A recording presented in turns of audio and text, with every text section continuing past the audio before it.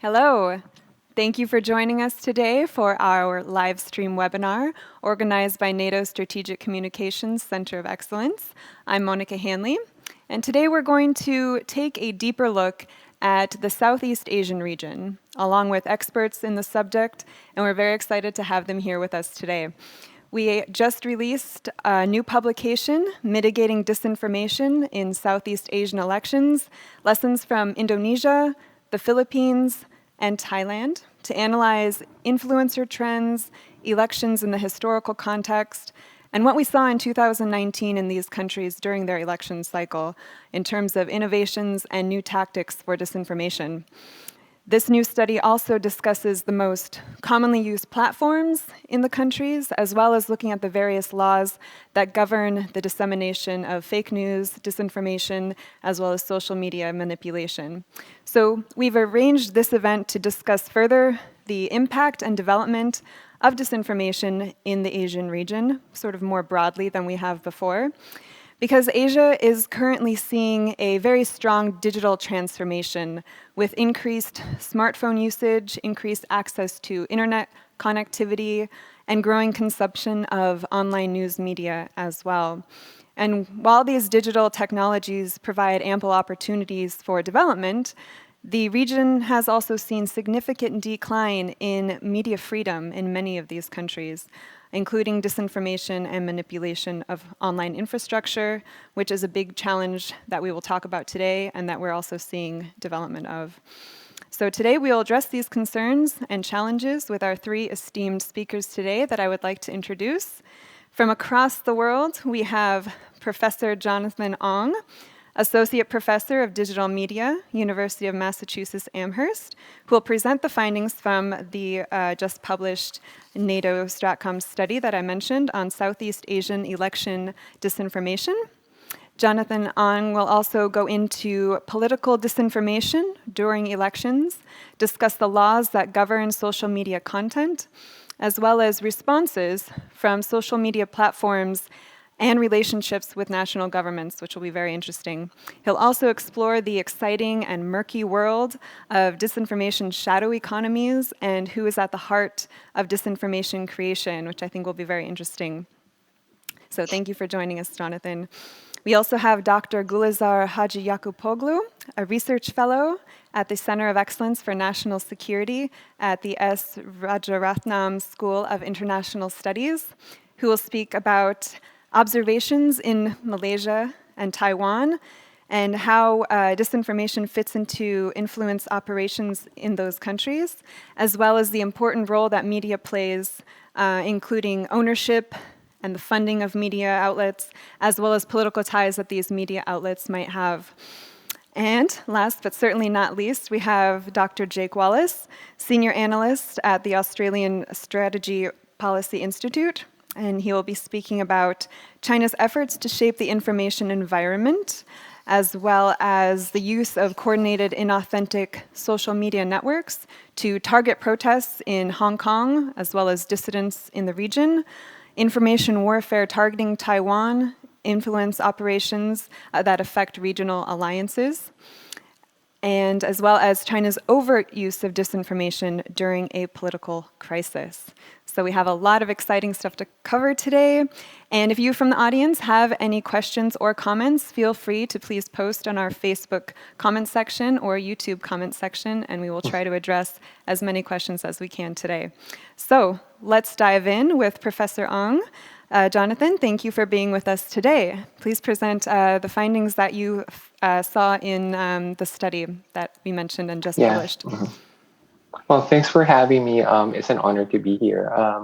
And it's also great to be having this dialogue across countries. I think now in this pandemic moment, we realize just how important comparative analysis is, that different countries have so many lessons that we could be gleaning from. And it's important to be open and curious about diverse contexts and also their specific local histories.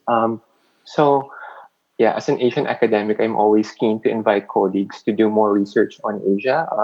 We argue that the region and Southeast Asia in particular offers a lot of things for other countries to learn from. We're at the forefront the front lines in the fight against disinformation.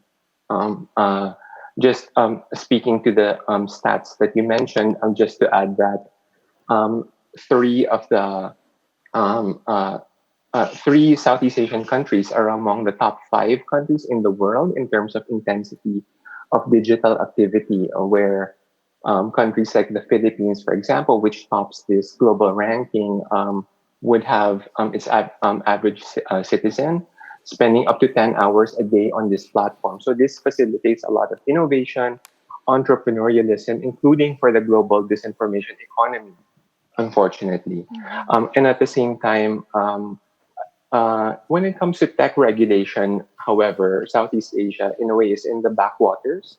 So a lot of its tools, when it comes to engaging tech platforms, um, are very blunt and very top down, very state driven. And so it's also important to note how some of the so called cures are being shelled out from the region are sometimes even worse than the illness Mm. of disinformation production itself. And that really gets me to the motivation behind this study that myself and Ross Tapsell, my co-author, published for NATO StratCom. So it looks at elections in Indonesia, the Philippines, and Thailand, comparing disinformation platforms, but also narratives, what were common and divergent narratives when it comes to race, religion, class, and what were cleavages that were deepened as a result of these narratives being seeded in particular platforms, but also assess the different kinds of regulatory interventions. Many of them tested just for the first time in these elections. In 2016, some of these innovations surprised us, but in 2019, like some interventions were put in place to protect election integrity, and so we assessed some of these interventions. So the first, I'll just highlight four key findings, and then we can have a discussion later on. So the first key finding I want to highlight, and also a recap of the outcomes, is that the political incumbents in these three countries, Indonesia, Thailand, and the Philippines, they were largely victorious, particularly in the national level electoral races. And the incumbents made use of the state's information machinery to seed political narratives in key platforms. And they were just a bit different from one country to another. So in Indonesia, WhatsApp turned out to be very significant. In the Philippines, closed Facebook groups were quite significant. And in Thailand, the social media platform Line was significant, particularly its closed chat room groups. So incumbents also not only just made use of social media platforms, but of the rules around social media campaigns, um, but also electoral campaigns in general. So we've got we documented instances where some of the social media campaign rules were also unevenly applied, where it's mostly the opposition candidates who are getting penalized or disqualified, but incumbents were actually slipping past some of these regulations. And Thailand and their election commissions had the most sweeping executive powers and actually quite partisan. So rules were unevenly applied. The second key finding that I want to share is that disinformation production is also diversifying and, in a way, democratizing. So you mentioned shadow economy. So there's more and more players um, trying to get a slice of this pie, and different kinds of innovations being applied. So a wider set of political leaders were involved, also enlisting various kinds of workers, higher level strategists to lower level workers. And one section in the report that we could discuss during question time would be contrasting the different kinds of disinformation work models at play in these countries. So we compared and contrasted how five different work models were present or not in these countries. So We map them out in terms of the state-sponsored model, the more kind of top-down model of disinformation production.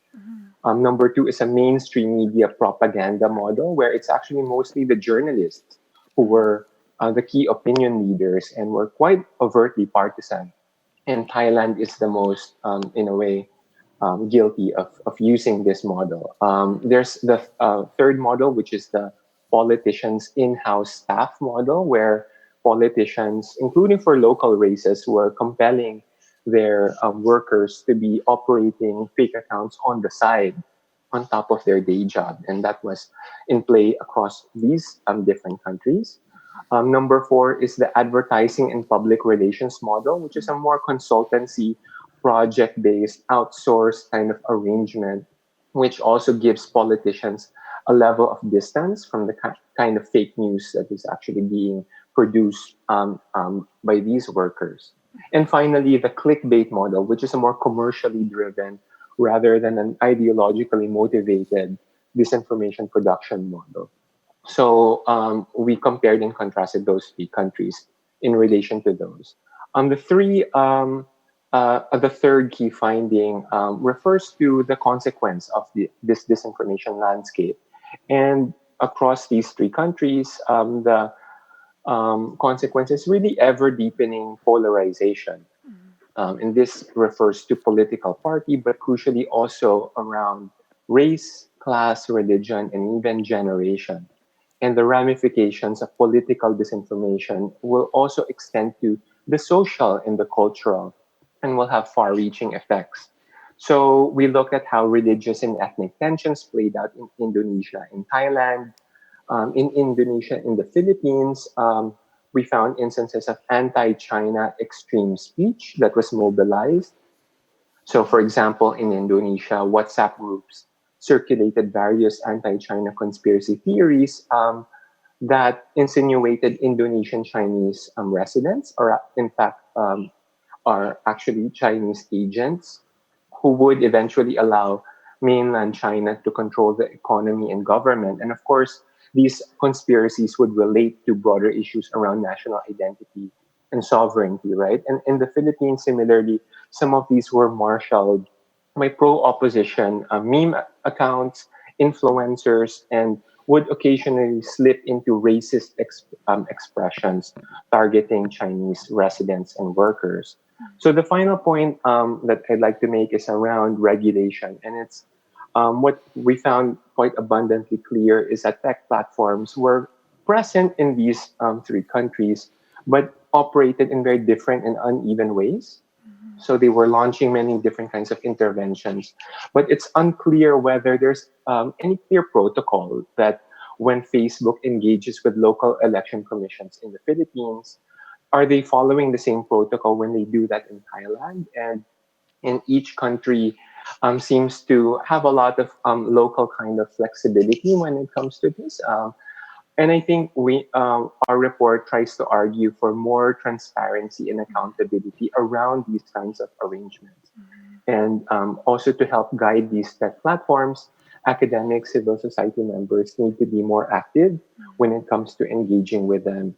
And I think now is a good time to be talking about these issues, especially since Facebook announced that they have an oversight board that is supposed to act in an independent capacity to advise Facebook when it comes to online content governance. And we need to really engage them as academics, researchers, civil society, journalists to make sure that their decisions are transparent, are accountable, and we're able to weigh in on some of those decisions and also insert local insight to some of these issues around local politics to make sure that they're also not co-opted by government.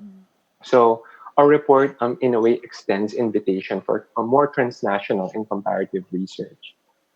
So I'll end there and thank you. Great. Thank you very much for those fascinating insights. It's super interesting to hear about those connections between journalists, politicians, social media platforms. It's all, you can't just look at one thing and drill down. There's such a wide web of interconnectivity, even in the region. I mean, you probably have countries maybe learning tactics from each other and sort of and seeing the consequences of these campaigns. It'll be very interesting in the discussion portion to talk maybe more about how these regulations are enforced and by whom, and if they have any impact, if they're successful in those enforcements. But thank you. So moving on to Dr. Gulizar Haciyakupoglu and Malaysia and Taiwan. And what are you seeing in terms of intermediary actions and developing tactics in disinformation, spreading sort of this dissemination of information, and how does traditional and social media sort of fit into influence operations? Hello, everyone. It's a pleasure to present my work here. Within the given time, I will make 3 points based on the studies I conducted on Malaysia and Taiwan. Point 1 is on how disinformation can be a part of a bigger problem. Point 2 is on the entanglement of various actors engaged in influence operations. And point 3 is on the role of media. While these 3 points concern both Malaysia and Taiwan, there are various differences that set these 2 cases apart, a primary one being the immediacy of the threat of foreign influence to Taiwan. So the first point, the problem stretches beyond mere circulation of disinformation, and especially in Taiwan, it expands to influence operations. But let me still take a step back and then start with Malaysia, then get to Taiwan. During the 14th general elections in Malaysia, in addition to disinformation circulation, there were attempts of cyber intrusions that interrupted information flows. According to the news outlet Malaysia Kini, the Malaysian Communications and Multimedia Commission asked some internet service providers to interrupt access to 3 Malaysia Kini websites reporting election results on the polling night. Some analysts also argued that the Chinese ambassador to Malaysia campaigned for the president of the Malaysian Chinese Association. As to Taiwan, as also noted in NATO StratCom report on hybrid threats, the channels of influence included diplomatic and legal pressure, economic enticements, and information-oriented activities. The example of diplomatic pressure in various analyses included China's pressuring of Taiwan's allies to switch sides and of international organizations to impede Taiwan's participation. The latter also intersects with legal pressure. Economic enticements and grooming-related cases raised by analysts, some of which were also cited by my interviewees, included the use of business people with operations in China, campaign funding, and leverage of ties with municipalities and local groups. Information manipulation activities, on the other hand, were wide-ranging, including activities of content farms and intermediaries. I will build on these in the next point, but before I do that, it's important to note that it's not easy to judge if there's coordination between different tools in the toolkit. However, the mere existence of various tools gives way to critical questions, including how different means might interact with one another, which tools are actively used in coinciding timeframes, and how their overlapping use might influence the population. On to the second point. There are foreign actors conducting influence operations, sometimes with the help of intermediaries. There are politicians or political parties leveraging or benefiting from information manipulation activities. And there are people engaging in information manipulation efforts for monetary, ideological, or other reasons. The use of intermediaries in influence operations help deflect attention from the main orchestrator, that is, if any. And there are cases where the line between local and external actors is rather blurred. In Malaysia, according to the Oxford Computational Propaganda Research Project's 2019 Global Disinformation Order report, actors engaging in influence operations in social media include government agencies, political parties, private contractors, civil society organizations, and influencers. For instance, according to the research of Hopkins, UMNO Youth Division, New Media Unit, had bloggers that were affiliated but not controlled by the unit, and this arrangement allowed UMNO and BN plausible deniability. UMNO, for the ones who are not familiar, is United Malays National Organization. It's a dominant member of the BN coalition. In Taiwan, on the other hand, content farms and the recruitment of intermediaries were central to the discussion on information manipulation. According to Puma Shen from the National Taipei University, most of the CCP-affiliated news outlets running on social media are located in Taiwan, and a few are in Hong Kong. There are some commercial content farms operating out of Malaysia, and some content farms are based in Taiwan. Shan also suggests that some content farms recruit Malaysians, overseas Chinese, and Taiwanese people to disseminate their content. During my interviews in Taiwan, one interviewee also mentioned information manipulation services based in Malaysia, and several interviewees cited various forms of information manipulation services as an issue. In addition to the content farms, there are claims of Chinese sources hiring Taiwanese to manage social media sites and pressuring of social media influencers to disseminate content aligned with Beijing's narratives. Chinese actors' alleged leveraging of Taiwanese people in their influence operation efforts is one of the factors that complicate the separation between domestic and external agents. Also, according to the 2019 Global Disinformation Order report that I mentioned earlier, there are political parties, politicians, and private contractors that engage in influence operations in social media in Taiwan. And also some articles on the last elections argued that the issue of disinformation became partisan. Now, based on these, more research into the local and global networks of information manipulation services is necessary. Also, given the allegations on political actors' engagement in influence operations, it's also essential to debate acceptable and non-acceptable means of political communication. Now, my third and the last point is on the role of media.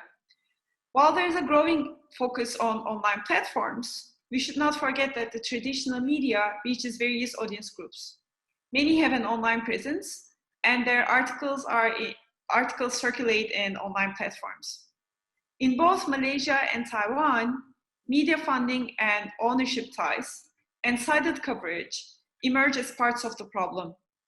In Malaysia, the former government led by BN kept the media in check through funding and licensing, and the partisan content has been a lingering concern. According to the Freedom House, since the elections, some BN-affiliated news organizations faced financial difficulties, while others began to provide more neutral content. In this context, UMNO-affiliated news organization, Utusan Melayu, ceased operations in October last year, and also late last year, the Malaysian parliament voted to repeal the Anti-Fake News Act. On the other hand, in Taiwan, some media companies have come under scrutiny for their alleged financial and other ties with China, such as the Wanfan China Times Media Group. Some media outlets in Taiwan depend on the revenues from China's circulation market and advertising. And all these arguably influence the coverage and editorial preferences of these media outlets. To cite some examples, media professionals participating at a conference in Beijing were reportedly asked to support one country, two systems in their coverage, and Beijing allegedly paid some media outlets for content. Additionally, the industry pressure to publish fast takes a toll on the quality of reporting, and sometimes biased and wrong information make their way to the news platforms, and with that reach broader audiences. Hence, it's necessary to improve conditions in the media industry and uphold high-quality investigative journalism. There also has to be transparency on the paid content and funding sources and political and foreign ties of the media outlets. Let me stop here. Thank you. All right, thank you very much for those insights. It's so interesting to hear about sort of the balance or the ratio between foreign versus local interference, as well as media operations, because they differ from country to country, and it's so interesting to see how they drive certain narratives or how you see certain tactics sort of move through the media environment based on, like you said, ownership, funding, political ties, and that sort of thing. So that'll be interesting to discuss further in the discussion section. So thank you for your insights. And last but certainly not least, over to Dr. Jake Wallis. Jake, can you explain more on the role of China in shaping this overall information environment, not just in China as well as outside of China, and how that ties into China's sort of overarching long-term strategic plan for the region? Sure, thanks, Monica. So I'm going to talk about times of political crisis, like the period we're going through now, because I think these are points in time where the Chinese government has demonstrated its willingness to deploy disinformation and influence operations to achieve strategic goals. Gulizar talked about how the China and the Chinese Communist Party has mobilized a long-running campaign of political warfare against Taiwan that's incorporated the seeding of disinformation on digital platforms. We did a large-scale study in September of 2019 that was based on takedown data from the social media platforms, Western social media platforms, that was linked to the Chinese government and targeting the Hong Kong protests. What we found was that those operations had actually been active for up to 2 years prior to the takedown, and that they'd been targeting Chinese dissidents around the world, but also critics of the CCP regime in exile, but also domestic critics, so domestic protests.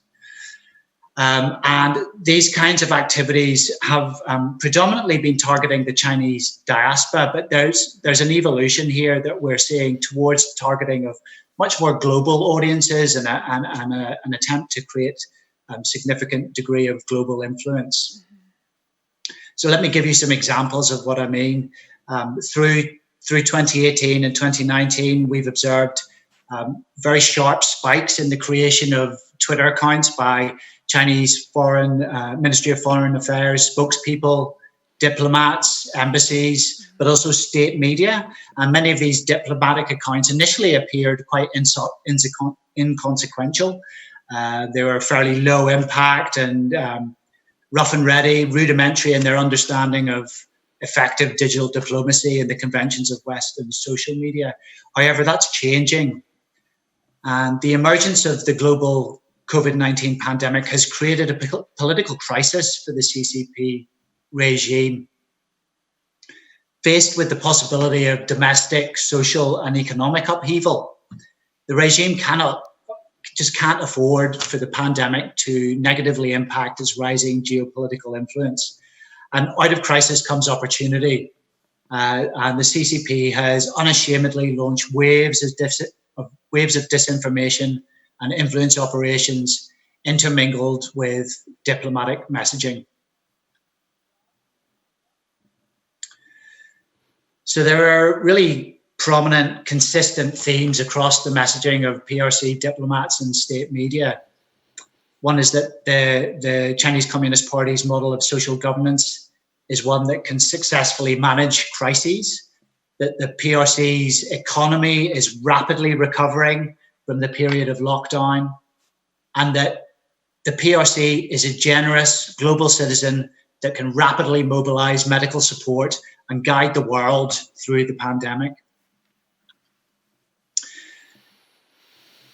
The effort to ensure that these are the dominant messages also requires a kind of suppression of dissenting voices, and in part that's what we've seen in the influence activity that we've seen, the covert influence activity.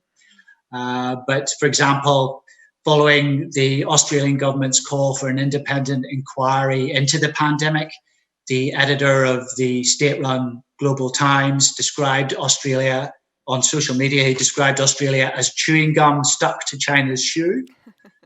And the PRC's ambassador to Australia warned of a consumer boycott of Australian exports. Now, shortly after this, the PRC implemented an 80% tariff on Australian barley. So the disruption that's been caused by the pandemic has created a really permissive environment for the CCP to experiment with much more overt manipulation of global social media audiences on Western platforms. And there's much to suggest that the CCP propaganda apparatus has been watching the tactics and impact of Russian disinformation. So the kinds of trends that we're seeing are the coordination of diplomatic and state media messaging, so working in sync, the use of Western social media platforms to see disinformation into international media coverage, the really immediate mirroring and rebuttal of Western media coverage by Chinese state media. Really interestingly, the co-option of fringe conspiracy media to target networks vulnerable to manipulation, and the use of coordinated inauthentic networks and undeclared political ads to actively manipulate social media audiences. Now, these have all been tactics deployed by the Chinese government to shape the information environment to its advantage. And this hasn't gone unnoticed. The US Department of State's Global Engagement Center has suggested that there are coordinated, covert efforts to manipulate global social media in order to amplify PRC diplomats and state media. And much of that effort is designed to drive wedges in existing regional alliances. We use a data analytics platform that we call the Influence Tracker, and we've noted some really significantly unusual patterns in the retweet reach of particular diplomatic Twitter accounts. But one of the real challenges here, and a phenomenon that further muddies the waters, is the scale of pro-China patriotic trolling on social media platforms.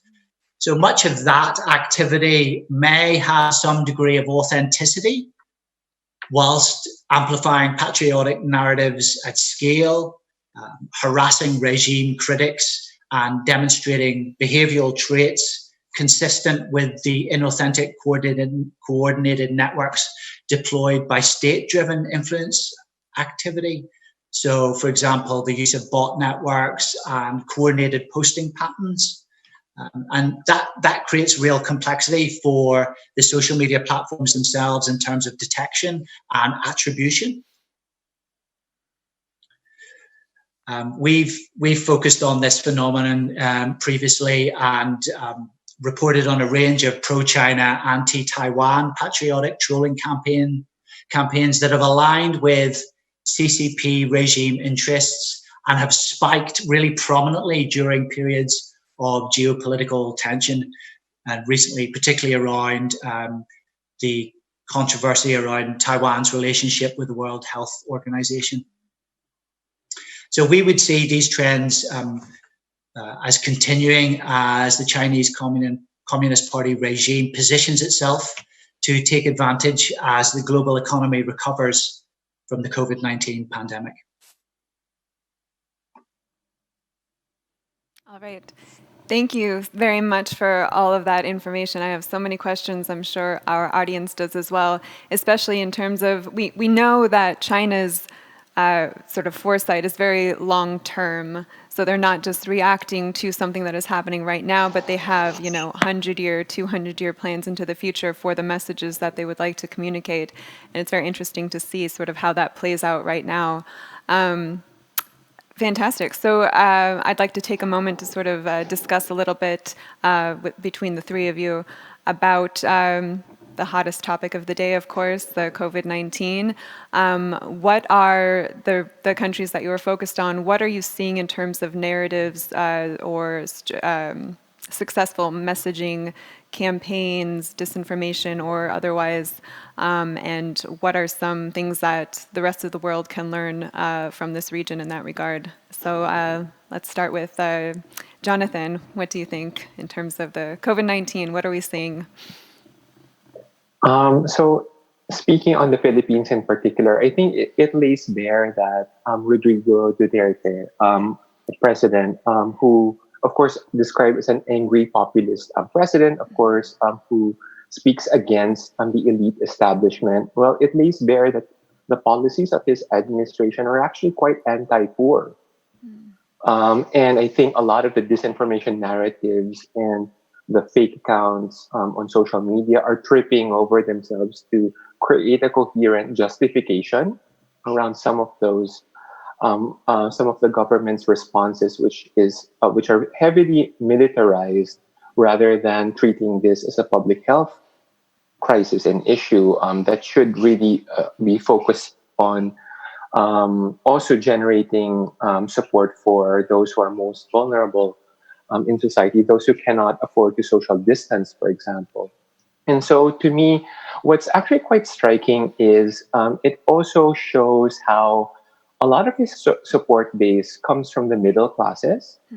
And I think some of the academic explanations and studies around this explains how poor people see themselves in Duterte, in his rhetoric, in his language, how he supposedly recognizes their anxieties. But middle classes who are shaming people who cannot afford to social distance, who are having to go out onto the streets to also look for food and look for livelihood, right?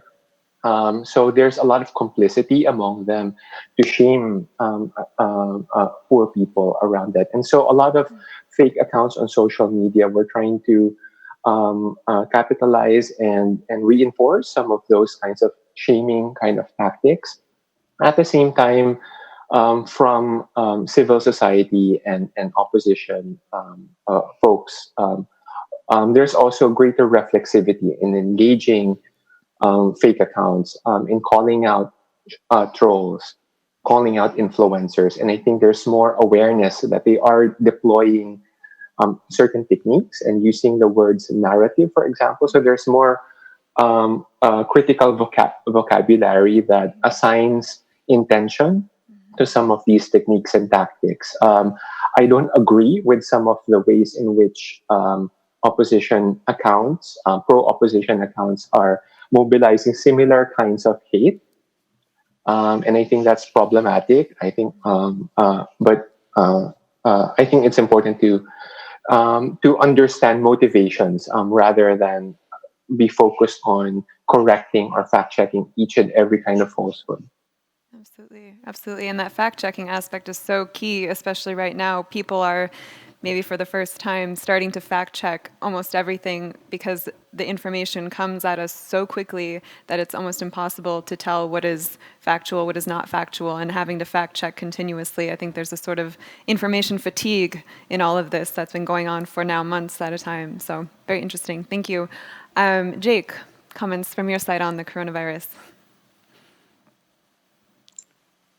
So one of the really interesting features of the disinformation phenomenon that I think we're seeing around that's been driven by the coronavirus is and my colleagues have noticed, my colleagues on the panel have noted this as well. We have this emerging economy of different actors, from state governments, through to financially motivated actors, the black economy, but also ideologically driven actors who are willing to propagate disinformation for strategic advantage. What's been really interesting through the COVID-19 pandemic is that there's been a kind of intersection of those actors, with each exploiting and building off the disinformation propagated by one another.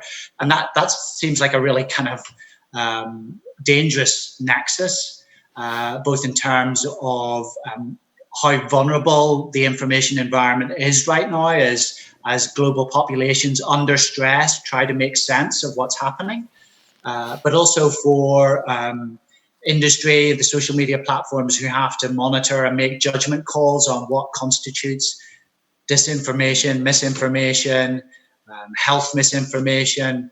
It's become a really complex space, and it just shows how these problems have become particularly acute at times of crisis. Mm-hmm.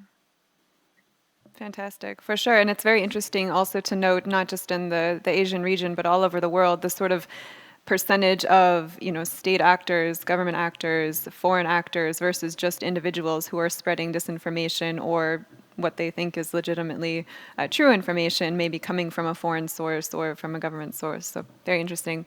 Gulizar, comments from you on the coronavirus? Well, I guess I can speak about what Taiwan has been doing on this front. Can you hear me? Yes. I just want to double check. Okay, perfect.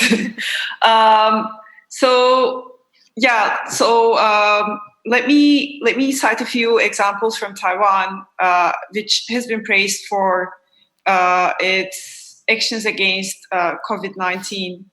And a part of that has to do with its responses to infodemics. So there were multiple disinformation concerning COVID-19 in Taiwan, including ones that claimed that the announced number of cases were massaged and President Tsai was infected. And amidst the rise of such information, of course, timely response that reaches wide audience became extremely important. One aspect that kept citizens informed was how the Central Epidemic Command Center held briefings on regular basis. Also, ministries in Taiwan are engaging in timely information circulation. They have people responsible with creating catchy clarifications that would potentially circulate in fast pace. So according to the digital minister, Audrey Tang, for instance, a goal is to circulate correct information before disinformation takes hold or further penetrates. So an example on this front would be how the Health Ministry of Taiwan delivers its messages via a cartoon dog, which became highly popular, super cute, and the hashtag went viral. There are also initiatives that congregate people from civic tech community, government, and other walks of life to solve certain questions around COVID-19. One product of such initiative is a map of mask stocks, which indirectly helps with panic buying that may be triggered by disinformation. The map shows the stock of masks within one's proximity. So this map was made, but then at the same time, the civic tech community and other community actors created multiple tools, including applications, chatbots, and voice assistants, so that people with different requirements can access the map. And of course, clarifications and fact-checking efforts all by itself is not enough. You, of course, have to have a full toolkit to respond to infodemics, especially when it concerns people's lives and it's about disinformation that concerns health-related issues.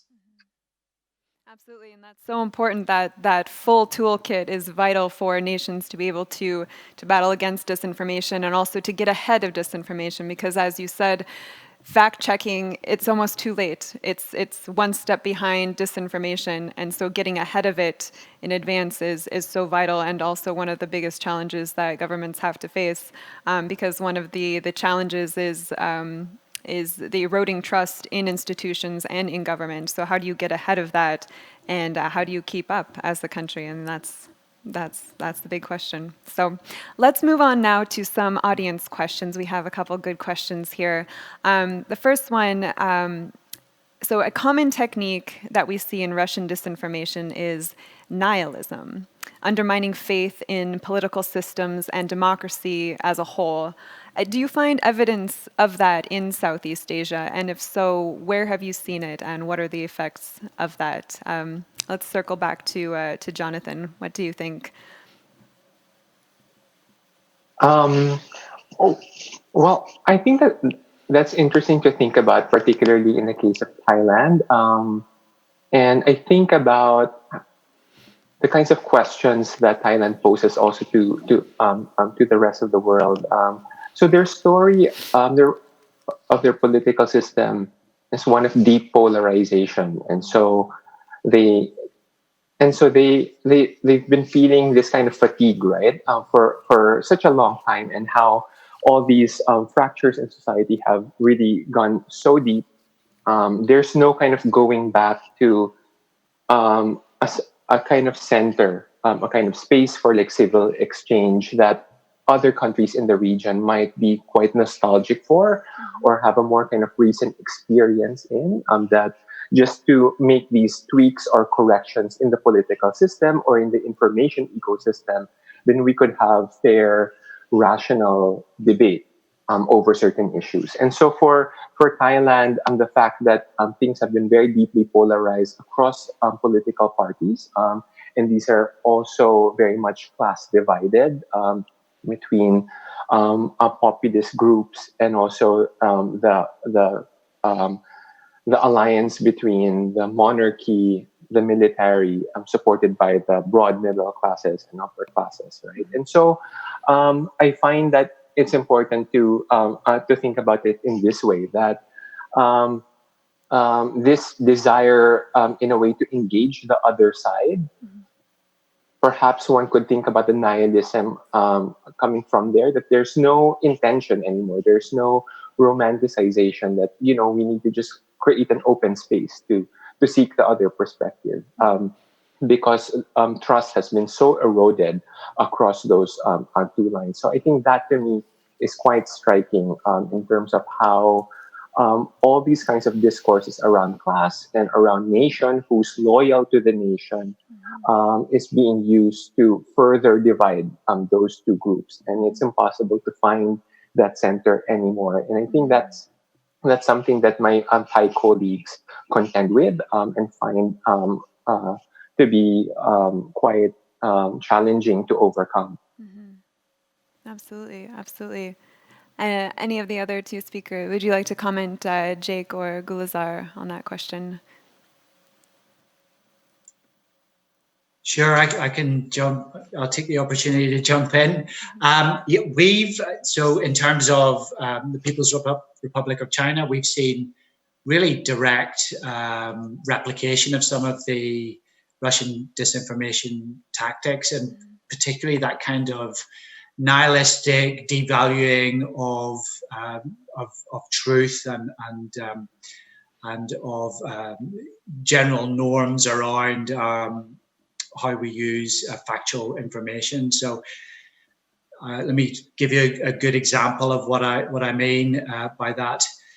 Both spokespeople for the Chinese Ministry of Foreign Affairs have circulated disinformation around the origins of the COVID-19 virus, and they've done so using by posting, by retweeting content from well-known conspiracy theory websites that have in fact been used consistently by Russian disinformation actors.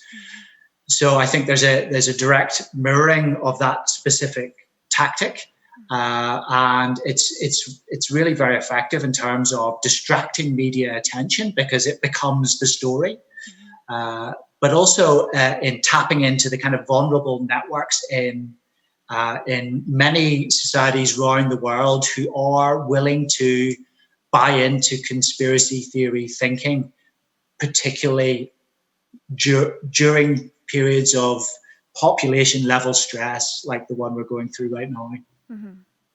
For sure. Excellent. And sort of, oh, yes, go ahead, Gulizar. Yeah, I just wanted to weigh in on Taiwan.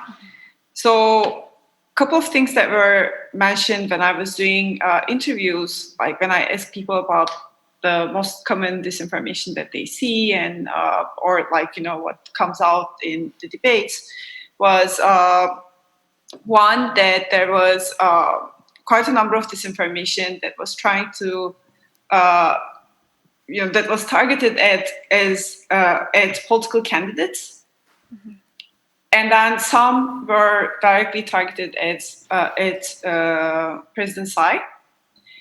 And at the same time, there were certain disinformation that would make people question Taiwan's capacity to defend itself, which again goes into the territory of trust in the citizens' trust in the state, whether they're protected by the state, whether they should trust the political actors.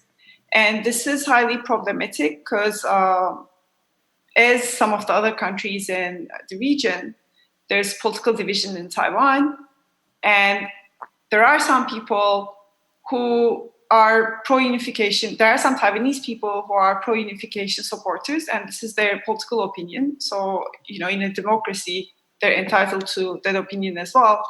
But when such disinformation goes into the society, then the question becomes, would it actually aggravate one part of the population and then cause panic, and how it would upset the dynamics of the society in entirety?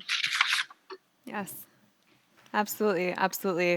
Everything is so connected, is societal-wise and also worldwide. Very interesting.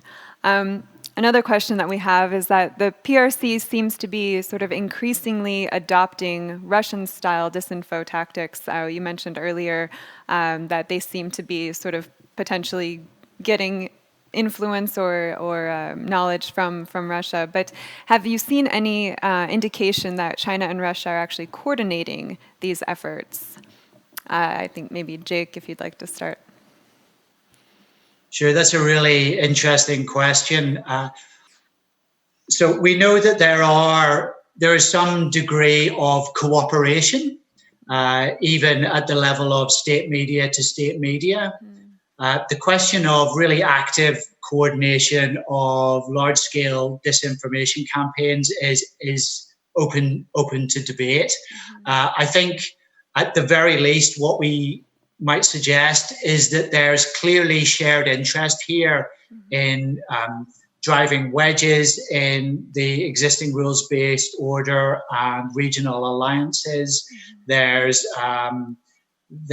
shared interest in building a cooperative collaboration against US messaging, US diplomatic messaging. And I think that there's, to some degree, shared interest in targeting regional alliances, particularly in Southeast Asia and Africa and South America. And these are all features we've seen of PRC influence operations over the last 4 months or so. Whether that is really explicitly coordinated, I think we just can't draw that conclusion. We don't have enough evidence to draw that conclusion. There is an increasing degree of coordination around the development of artificial intelligence and really sophisticated applications of AI. And I think that's one thing that we haven't touched, or I haven't touched on so far. This isn't just about shaping the information environment. It's actually also about shaping the infrastructure of the information environment, the platforms, the cables, the technology that we use to communicate on the global stage. So this convergence of interests is certainly concerning. Definitely. Jonathan or Gulizar, any comments on that question? For me, I guess just a very quick comment around it appears to me, just in terms of the level of creative messaging and creative execution. The Russian IRA meme pages seem to be a bit more creative and flexible when it comes to how they craft their specific messaging, as opposed to the kind of more rote copy-paste approaches of the 50 Cent Army. And I wonder how they might be learning and adopting kind of the best practices, or is it worst practices, right, of disinformation techniques. No, absolutely. I mean, you see not just similarities or differences in narratives, but also how that narrative gets delivered. Is it humorous? Is it a meme? Is it words? Is it video? I mean, it's super fascinating, and it varies across the world, whether or not people are adopting similar tactics or not. It's fascinating to see sort of that development. But a similar question is, when a strong disinformation narrative sort of takes hold and starts being amplified in various countries, how does that sort of impact your analysis? Is there a golden hour to correct that record, sort of from government perspectives or otherwise? Is there like a quick time to act, or what is your perspective? Jonathan, you're on the screen. You can start. Okay. Well, it's I don't know where to begin with this question, right? Like, how do you dismantle, how do you deconstruct a disinformation narrative once it begins to take hold? So I think, so first, like, one obvious technique is to already like make a correction, right? Like through a fact check, call it out, do a name and shame campaign. If you see a kind of story that rings false, then report about it. And this is the technique of journalists. They're incentivized also when tech platforms have started funding third-party fact checkers. And I think this is an approach that tries to fix the content once it's already out there. And as you yourself mentioned, we need to find ways to kind of even before it gets out there, find ways to try to disincentivize this from being produced in the first place. But to engage further that question, why is fact checking every falsehood problematic or pointless? So I subscribe to the point of view of several colleagues, including Whitney Phillips, who says that like once the danger of fact checking is that you will popularize bad content. Like you extend its news cycle, you extend its hold in mainstream media and public attention, and perhaps we need to find ways to quarantine some of these extreme messages from reaching the kinds of target communities that they aim to actually try to target and try to address. And so, for me as a researcher, it's important to really have a grasp of the narrative in general and to engage the real latent fears and anxieties around them. So I work with human rights actors, and one technique that they have when it comes to correcting disinformation is to really recognize some of the real fears and anxieties around those issues and provide the right facts to engage them on it. So not to call these people dumb, not to shame them, not to also focus on exceptional influencers, because you will end up making them more popular in a way, like if you give too much personality-oriented reporting. So again, here is to engage the core fear and anxiety at the heart of that narrative. Absolutely. No, that's such a great point too, is recognizing within your own society as a government, sort of what are those fears, what are those anxieties, what narratives should you address, which ones should you let go and sort of ignore and not give sort of an amplified stage to those narratives to continue. Absolutely. Gulizar, do you have any comments from Malaysia and Taiwan on sort of what is that golden hour to correct a disinformation narrative, if there is such a thing? Well, some people who are working in the field are talking about tipping points, but then the question is, what is a tipping point for a particular context? It may change from country to country, from disinformation to disinformation. Is it occasional? So there are actually researchers that look into that and explore it. But I guess one thing that's as important as fact-checking is its communication. Who delivers the message, through which platform, to which audiences. After all, if the disinformation goes out, the correction goes out. The correction may repeat the disinformation and lead to further penetration. People selectively consume information. They may not encounter the verification. And then at the same time, some people approach the information with their biases, so they may completely reject it.